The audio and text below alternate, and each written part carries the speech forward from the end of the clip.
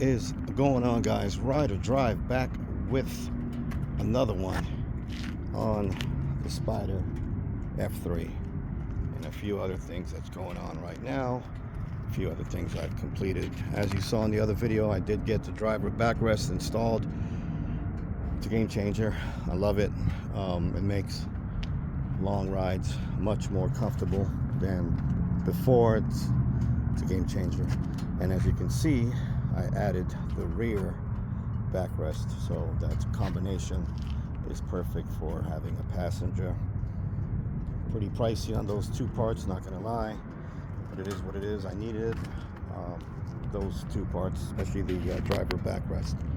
So the bike is still running strong. I just have an issue with a bracket that goes on the fender that actually broke off. Well, it didn't break off, it just cracked. So the rear of the front fender kind of wobbles, and I try to fix it with JB Weld. That was a complete failure. That didn't work at all. So I'm back at trying to get it fixed. I just ordered the part from the dealership. It's coming from Quebec, so it's going to take a while to get over here because it has to go through customs and all that. It's a mess. I couldn't find the part anywhere in the United States, so I had to order it. New mods is the only thing I've done. Is, like I said, the front and rear backrest. I also added a Lamont Garage power plate, which, let me show you that thing. There it is. And the way I ordered it was just this way rather than the USB, because you could also install a circuit lighter charger and you could charge your phone. My experiences with the USB things is they tend to fail after using them and plugging them on, unplugging after a while. I'm not sure if I showed this in the last video, but the carbon fiber from Toughskins, which is basically Sling Mods, and that's about it. So I just came back from Las Vegas. I was at the Rolling on 3 event out there in Vegas. It was a ton of fun. Got to meet a lot of people that I talked to online, or just people in the community. Got to meet Sask Riker and JT on 3. Never met them before. They came out from all the way from Canada to Las Vegas, so that was cool to actually meet them in person and put a face into some of the people that I talk to either on Facebook or I see on YouTube. And total fun there at that event. Rolling on 3, Three-Wheel Invasion, which is us. A few of us showed up. I'm the only one that showed up from Phoenix, and then some people from LA. You know, Spyder San Diego showed up, so they had some people there. So it was a good event. You know, a lot of people showed up. I didn't take my bike. I had a slingshot with me, and I will be uploading all that footage and putting it together soon. I just got to get time to do it because it's a lot of footage that I got. So being on the slingshot actually gave me a little bit more of an opportunity to get footage rather than being on the bike. You know, holding up the phone and the throttle at the same time and the handlebar. So the slingshot was a lot easier to get footage. Thinking about getting a slingshot, actually. I don't think I'm going to get rid of the Spyder, but I would love to get a slingshot after having it for the night, for the weekend. I did enjoy my time with that slingshot. So one more thing I want to add, I want to give an extra loud shout to Lamont's Garage. I can't remember who I talked to, but that power plate that I bought, they sent me a bolt that was the wrong size, and I couldn't install it. I couldn't figure out how to install it. It just didn't look right. I called the Monster Garage, and they basically called me back, and they came to the conclusion that they gave me the wrong size bolt. So they took care of that. They sent me the right size bolt, and I'm back up and running, and I'm very happy that I can, you know, use this part, because it really does come in handy as far as charging your phone. Let me show you the part that's actually broken, if I can get some good footage of it.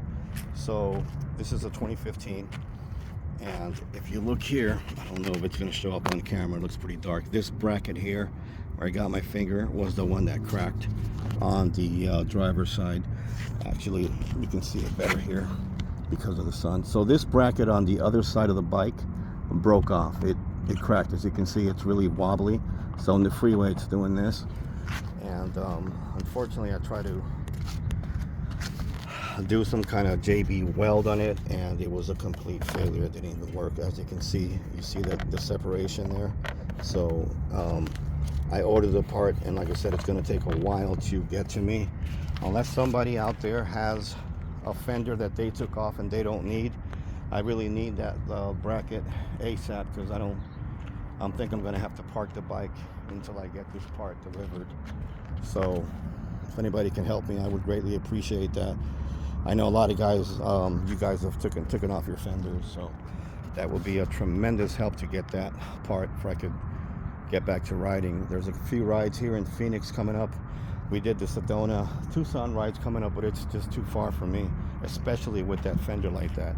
I don't want to get myself into a situation where I'm going to have to tow the bike back. So I'm not going to do that run. Also, a lot of people have been asking me about these bags on social media, the Corbin bags, and how much stuff fits in it. You definitely cannot fit a full face helmet. You can fit a lot of stuff in here, but you'll never fit a full face helmet unless you have a really small helmet. I wear an extra large helmet, so that wouldn't work for me. It's not going to fit. But I just noticed that scratch, and that was not there before. Road debris. Oh, maybe not. Maybe not. Anyhow, so you can fit a full face helmet in the Spyder. I'm going to do a full comparison coming from a Ryker to the Spyder F3. I know a lot of people have told me, how do I like it? You know, the differences. Is it more comfortable? What have you? And I want to do a review of that, comparing to the Ryker. Now, I rode the Ryker for a few years, so I think I could give a good comparison as far as, you know, how it feels differently. But other than that, the bike is running smooth, no issues, except of course that fender bracket, which I got to get fixed. I got to figure out how I can get that part sooner. The dealership told me there is one in Las Vegas, but every time that they check for parts and it shows one, it has 0 on the stock. So BRP in Canada has quite a few of those, but it's coming from Quebec, so I won't be able to get that as soon as possible. I'm going to have to wait, which kind of is a bummer, because the riding season just started here in Arizona. It's getting a lot cooler, so I'm going to cut it here. So it was a pleasure seeing everybody in Las Vegas. Everybody that came out from Louisiana. We got people from Philly, a few people from Chicago, Texas. I've seen some people from Texas, Houston, you know, both. I don't know if they came from Houston or Dallas or what have you, but I seen Texas plates. San Diego came out, big ups to them, and a few people from LA. Sacramento was also there, so it was a good event that Orlando had set up in Vegas. Hopefully that event will get bigger, and we should see more people coming out. But anyhow, so that's the update on the Spyder itself. I want to thank all my new subscribers. I will continue pumping out content. I'm also want to announce on my YouTube channel that I've just been selected to be a ambassador for Show Chrome accessories. So I'm going to be doing some reviews and installs on that coming up soon. This bike is pretty decked out. I don't know what Show Chrome may have for me, but I have access to another Spyder that's a 22. So if they send me something that I already have on this bike, I could also use it on the other bike that I have. So there it is right there. The biggest upgrade so far, like I said, is the backrest. It's total game changer. It makes a huge difference when you're driving long distances. You know, your back has support, which helps tremendously. And I just want to also add, when I was in the Sedona run, trying to mess with the cruise control, trying to set it, I don't know what I did, and I hit the kill switch, and I panicked, and I don't know what the hell to do. I freaked out. I ended up pulling over. Luckily for me, I pulled over in time where I could, you know, get out of the way of traffic. There was a Spyder behind me, so she was bugging out on that. But like I said, just a stupid, simple mistake. I actually did it with the Ryker, and the Ryker is when I did it with the Riker, I was in the middle of the freeway, so luckily I got over all the way where I could start the bike. And the same thing with this one.